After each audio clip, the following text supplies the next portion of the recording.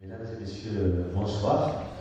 Maire de Narbonne, je ne peux que me féliciter de cette initiative locale par Écolocal et des projets qui sont envisagés dans le cadre de la recherche sur une ville plus adaptée à notre avenir. Partir d'un manifeste ou d'un mémoire sur le citoyen et la politique ne peut convenir qu'à des élus comme Annie Calvé ou M.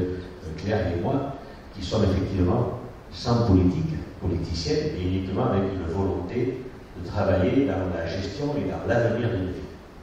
Narbonne, lieu particulier dans la mesure où, effectivement, sujet à des inondations, comme vous le rappelez il y a un instant, sujet éventuellement à des coups de mer, qu'on appelle aujourd'hui tsunami éventuellement. Monsieur le sénateur Couteau peut-être vous en parlera demain, puisqu'il a fait une étude là-dessus, et des conférences à ce sujet. Le risque existe, il y est, et les va-et-vient de la mer en fonction du climat, en fonction du temps, et de des signes, effectivement, peut-être, dont il faut tenir compte. Donc vous avez des plans qui sont adaptés à la ville, et les élus que nous sommes dans l'obligation de tenir compte de ces réflexions.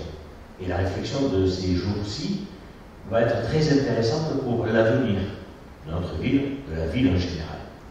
Architectes, sociologues, étudiants en droit, urbanistes, vous allez étudier, préparer, réfléchir sur cette ville de demain.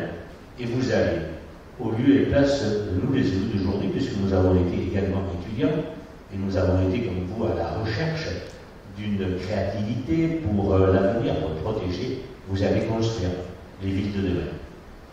Les élus seront à votre écoute, vous deviendrez peut-être des élus, et grâce à cette réflexion que vous allez avoir, à ce travail que vous allez faire, vous allez pouvoir préparer une ville différente, où il fera aussi bon vivre que ce que nos aînés pensaient dans une ville qui fabrique. Prenez Narbonne, vous allez passer ces jours à préparer, à travailler. Vous avez un PPRI très important. Vous avez un site classé, le littoral, vous avez un plan de risque des incendies, vous avez des tas de superpositions de législation qui viennent protéger, avertir, faire réfléchir sur l'avenir. Il ne faut pas forcer, violer, tenter de modifier ces règles qui sont faites dans l'intérêt général et qui sont faites pour protéger notre avenir. Il faut travailler avec ces différentes règles qui ne sont pas des contraintes, qui sont en réalité la protection pour que notre avenir soit meilleur. La ville que vous avez imaginée, elle doit tenir compte de ces différentes protections. Si je prends le PPRI, par définition, en fonction de la couleur, il va y avoir des constructions qui vont être démolies ou des constructions qui vont être autorisées. Mais ne pensez pas que les zones les plus rouges ne doivent pas être construites. Votre métier, votre avenir, les études que vous faites aujourd'hui doivent nous permettre sur ces zones de faire un habitat, si vous permettez l'expression, intelligent, afin qu'il y ait des déplacements doux, une vie en harmonie avec la nature, et que le risque d'inondation, pris en considération, permette de réaliser un habitat de demain. C'est comme ça que nous protégerons notre planète, c'est comme ça que nous aurons un environnement de qualité.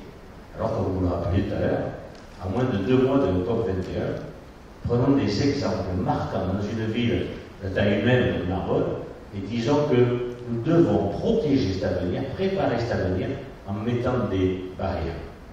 Vous avez une ville, avec toutes ces lois, ces protections, vous avez une ville où déjà les anciens ont réfléchi à ce que l'on puisse garder des sites ou améliorer des sites. Le secteur de la Clappe. La Clappe, cette petite colline, cette montagne, cette colline, entre la mer et les villes, est un lieu privilégié exceptionnel qu'il faut aménager pour que, effectivement, entre la mer et la ville, il y ait un lieu poumon vert, où une harmonie est envie. Vous avez à l'arrière les Corbières, ce fameux massif montagneux qui est aux portes des Pyrénées et qui est mélangé entre les Corbières-Maritimes et les Hauts-Cantons, avec les Corbières un peu plus élevées. Là aussi, tenons compte de ces sites exceptionnels pour, par l'intermédiaire du parc naturel régional, de la loi littorale, aménager notre ville en fonction de ces zones. Tenons compte aussi de la pollution qui est un risque énorme. Je suis allé à l'extérieur pour exercer ma profession aujourd'hui et passant à hauteur de Montpellier et Nîmes, les travaux qui sont effectués, que ce soit pour doubler l'autoroute ou pour créer une déviation de la ligne nouvelle de Nîmes et de Montpellier, sont réalisés par une myriade de camions. Non seulement il y a la poussière que dégagent les travaux qui sont effectués, mais il y a surtout une pollution accrue entre la circulation sur la 9 et la circulation d'une myriade de camions sur ce double chantier qui est à côté de ces villes.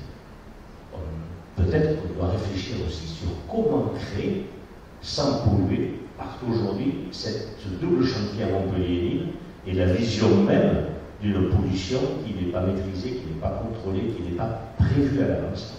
Il faut faire du préventif, et je pense qu'effectivement, vous êtes votre recherche avec plaisir.